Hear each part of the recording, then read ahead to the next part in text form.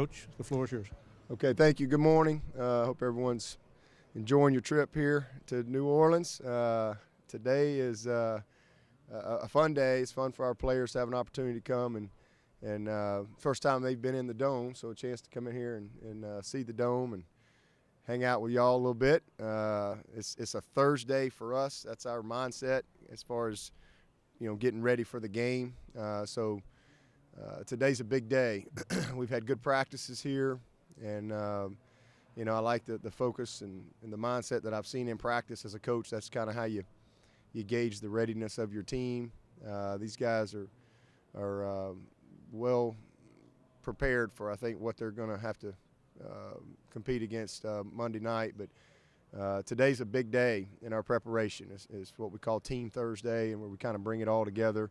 Been prepping for a long time, and I know the guys are starting to get excited, but really have to start kind of honing in and each player individually, coaches, everybody really locking in and getting themselves ready to go, because this week is moving fast. But really have enjoyed our time. Appreciate the Sugar Bowl folks. Made a great experience for us. But really just ready to go, and can't wait to see this place filled up and run out here and compete against the best of the best.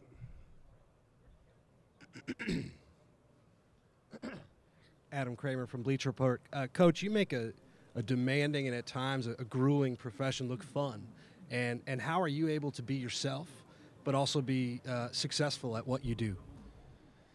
First of all, I don't know how to be anything but myself. So I personally don't think you can be very successful if you don't just be who you are. That's how I got here. So I've just always kind of embraced, who I am, and I don't really worry about anything else.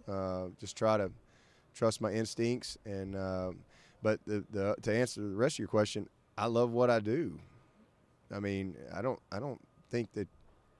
I think when you love what you do, you're passionate about it and you have fun. And I love what I do. I love being with the players, and I love competing. I love being a part of a team. I love having an opportunity to help impact and shape young people's lives through the game of football. So I don't look at it as your job is demanding. My job, everybody's job is demanding. You're shaking your head, not so. But everybody I think if you're really passionate about what you do, your job can be so-called demanding. But I don't look at a clock. I don't think about a schedule. I just wake up every day and I'm excited to go to work. It's something that I'm really passionate about, and I love where I work. So, I think that I'm very fortunate in that regard and very blessed to get to do something that I chose to do a long time ago. I made a decision in 1993 that I was going to coach, and that's what I wanted to do. And I've enjoyed every second of it. Dabo Swinney, CBS Sports. What makes Hunter Renfrow so great as a player, and what does he mean to you, to your program? Well, Hunter's he means a lot to our program. He's a junior now, and I know he seems like he's maybe been around here for a long time, but he's a junior, and he's just a great young man. He's a great leader.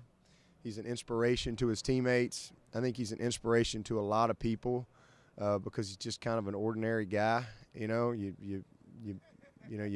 Most of y'all would walk right by Hunter Renfrow and never think he's Hunter Renfrow. But I think he's a great inspiration from that standpoint. In that, it's not always how you look on the outside. He's not the biggest, obviously, but you can take what you have and still find a way to be special in your own right. And I think that's what he's done. He was 155 pounds when he got to Clemson. Weak as a noodle, and he's accentuated his strengths. He was always quick, always fast. He's got the fastest shuttle on the team. His explosiveness is what makes him special, and then he's brilliant. He's a brilliant football player. Played quarterback in high school. So, you know, he wasn't a receiver. So now he's really become a complete player at receiver. He really understands route running, and he understands defense. He understands influence. He understands technique and break points and how to set things up. And then he's got outstanding ball skills. And he has this grit and will to get the ball, will to get the extra yard, will to get his job done. That is, I think, that's what makes him special, and I think that's also what inspires his teammates. And, you know, I think he epitomizes our program. I said that last year. I think the epitome of our program was the last play in the national championship. Excuse me. You have a 5-star quarterback throwing the game-winning pass to a walk-on receiver. And I think that's, you know, because for us, we're going to play the best guy. And the best guy is the guy that earns it and does it on the practice field. It's not the highest recruited guy or who other people think should be the guy. It's the guy that earns it. And that's just that's embraced by everybody in our program. Coach Tommy Dees, Tuscaloosa Tommy. News. Hey, can you share what you remember from 25 years ago on this field? And could you have imagined that 25 years later you would be surrounded by so many of the same people? Yeah, no. I mean, you know, I mean, it's only the good Lord can have a plan like this. I would have never imagined anything like this. I mean, maybe I would imagine maybe being on the Alabama side, you know, because that's kind of how I grew up and spent 13 years in Tuscaloosa and was a part of 2 Sugar Bowls, but never in my wildest dreams. I mean, I as a kid, I had a buddy that I played baseball with at Hoover Ballpark. His parents, they had tickets to go to the Alabama-Arkansas Sugar Bowl. So I was 10 years old. And so I made that trip. First time to come to Louisiana, I was blown away by Bourbon Street. In fact, my mom gave me a picture at Christmas of me tap dancing with a street guy that was a tap dancer collecting money. And all these people gather around, and here I'm, this 10-year-old tap dancing on Bourbon Street.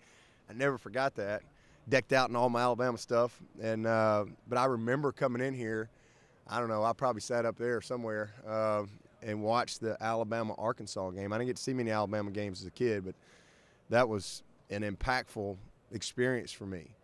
And then 10 years later, 1989, I'm a player at Alabama, and I'm here for the Alabama-Miami game as a freshman, and that was just unbelievable experience. And then my senior year in '92, we're back here, and you know, it was a magical week, season, everything.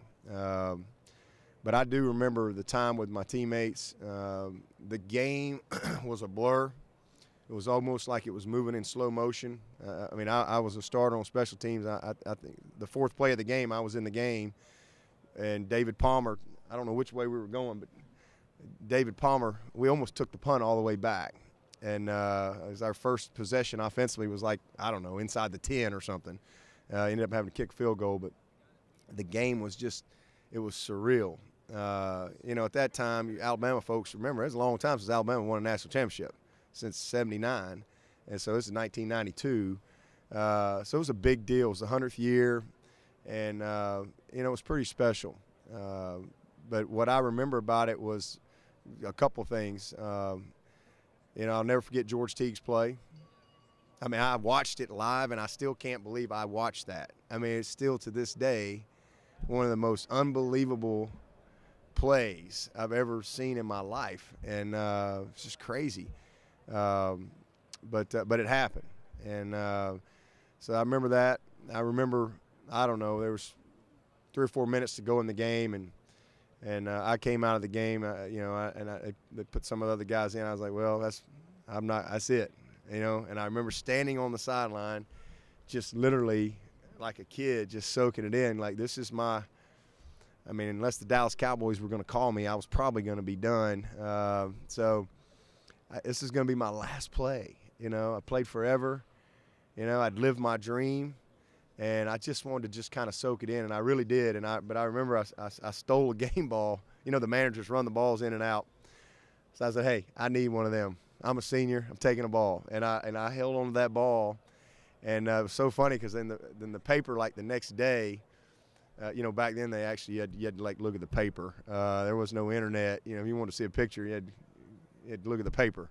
And then you had to write the guy who did you had to write him a note, say, hey, will you send me that picture? You know, you couldn't just text it or whatever. And so the next day in the paper was a big picture, and it was me and Sherman Williams. And I ran all the way around this stadium high-fiving all the Alabama folks. And it's so funny because that picture, I got that ball locked down. That's the best ball security you've ever seen. I got that ball locked down, and I got it to this day. I've kept that ball forever, just sitting in my house. And so I remember that, and then in the locker room, the experience in the locker room, the joy of being with your teammates and just knowing that you got it done. That's the greatest moment that you could experience as a player, because at the end of the day, that's what it comes down to. That's what everybody's going to remember, is those relationships, just the togetherness. And that was a special team. And, you know, we had a 25-year reunion this year, and it was special then. Just got back together, and it was like yesterday, you know. And and I had not been here in 25 years. Last time I had been in this place was 25 years ago until, I don't know if it was March or April, but we came for the Manning Award and literally drove in here onto the field and got out of the car. And, you know, so 25 years later, we had just won the national championship at Clemson, and first time I had been back in this dome. So it's pretty special to be here. And, you know, growing up in Alabama, the Sugar Bowl's kind of always been your dream. And certainly as a coach, I didn't know if I'd ever have the opportunity to be, you know, a coach in the Sugar Bowl. So this is a dream come true for me to have the opportunity to coach in this game. Dabo, to your left down here. David Cobb from the Chattanooga Times Free Press. While we're going back in time a little bit, you were a young assistant when Jeremy Pruitt played at Alabama. What do you remember about Jeremy as a player, and what's allowed him to climb the ranks of the coaching profession? Yeah, well, Jeremy, he transferred in from Middle Tennessee, I believe, and I think I was a GA maybe his first year or so, and then I was full-time maybe when he finished it up, and I think he might have been a GA for maybe 1 year, student coach or something, before he moved on. But you know, the biggest thing I would say about Jeremy is a very smart player, and you know, an instinctive player, a tough guy. His dad was a longtime high school coach, and then Jeremy, I knew Jeremy for a long time when he got into high school coaching. So he was a high school coach for many years, and then ended up over at Hoover with Rush. So I would see those guys all the time. I had that area, so I you know, watched him as a defensive coordinator in high school do an unbelievable job, and then you know, have watched him as he moved back to Alabama, and then competed against him at Georgia, at Florida State. So he's a great coach, and he's been well groomed, and I think he'll do a good job at Tennessee. Darrell Williams, New Orleans Advocate newspaper. Coach, what is your assessment of Alabama tight end Irv Smith Jr. and the threats he may pose? Is he from Louisiana? He's from New Orleans. Okay, yeah. Well, he's a good player. I mean, you know, he's just another one of those guys that kind of fits the mold. Big, strong, physical guys. I mean, they've been playing a couple guys all year, but they all you got to do is watch our games the last couple of years. They like to get the tight end involved, especially in the action game. But I think he's got a bright future. But he fits, like I said, fits the mold for what they want in their system. They want big, strong, physical guys, but guys that can also bring a presence in the passing game. Coach Trevor Groves, CUTigers.com. You received a visit from Chad Jasmine yesterday at practice. I was just wondering what it was like to see him again. Did he bring back a lot of memories from your first season at Clemson? Yeah, it was good to see Chad. You know, this is the first time we've signed a kid from Louisiana since I've been the head coach, and when we got Travis. So we had some fun kind of talking about that. But Chad is great. You know, I still remember running the trap with him on 3rd and long against Tennessee in the Peach Bowl in 2003. And he was a tough, hard-nosed football player. You know, I was only around him a couple years. You know, when I first came to Clemson, he was finishing up. But I've always liked Chad, and it was good to see him yesterday. Coach, over here, you were talking about Coach Pruitt before. You've had pretty impressive stability at the coordinator position, especially through these playoffs the last few years. How do you think that has helped you and helped you establish some chemistry with those coordinators through this process? Yeah, I think it's great. You know, I think anytime you have continuity with good people, I think that's a positive. We've had a bunch of good people that have been a part of our organization the last 9 years now. And, you know, I'm very thankful for all of them who've come through our program. You know, my first staff, I had Kevin Steele, who was tremendous.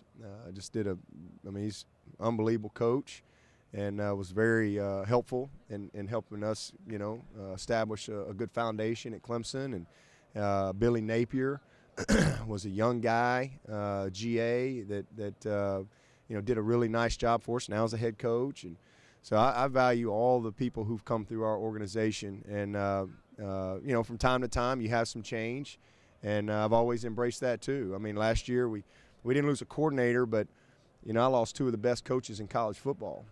Dan Brooks, who was, man, I mean, he was a rock. Had been my D tackle coach from day one, and Marion Hobby had been my D ends coach for 6 years. Is now the D line coach with the Jags, and you know, those two guys were big shoes to fill. And but sometimes when you have change, it's fun to be able to bring in sometimes different mindset or different energy or whatever, and so I was able to hire Todd Bates, and man, Todd's been a great addition. He's done an awesome job, but from a coordinator standpoint, I think the stability's been great, but I think also the main thing for me has always been to develop the staff. You know, just like you develop your players, you know, you got that freshman that comes in and, you know, or Kelly Bryant, and for 2 years he's just kind of, nobody knows who he is, and then, oh my goodness, a great player leaves your program, and you know, what are you going to do? And you know, you develop your guys, and if you do a good job of that, then hopefully you can kind of promote from within, whether it's a next player coming through your program or it's somebody on your staff. And so, you know, we last guy we lost was Chad Morse, and I guess he's been gone 3 or 4 years. And you know, I had Tony Elliott and Jeff Scott. Tony played for me. Jeff Scott was a GA for me, and, you know, developed those guys, and they were ready for the opportunity. And they've done a phenomenal job since then. So I think that, again, continuity is great, but I think the development of everyone on your staff is just as important, and the chemistry that you have with those guys. Dabo, down here, Will Pelagic, South Carolina Radio Network. Update us where you are health-wise, and more broadly, how fortunate do you feel to at least go into this game about as healthy as you could expect to be? Well, very fortunate, because, you know, I mean, it's always a tough challenge this time of year, because you got a long time to get ready, and, you know, football, I mean, especially if you're going to play Alabama, I mean, you can't go out there and play two-hand touch. I mean, it's just, yeah, you better bump and grind a little bit, or you're in trouble.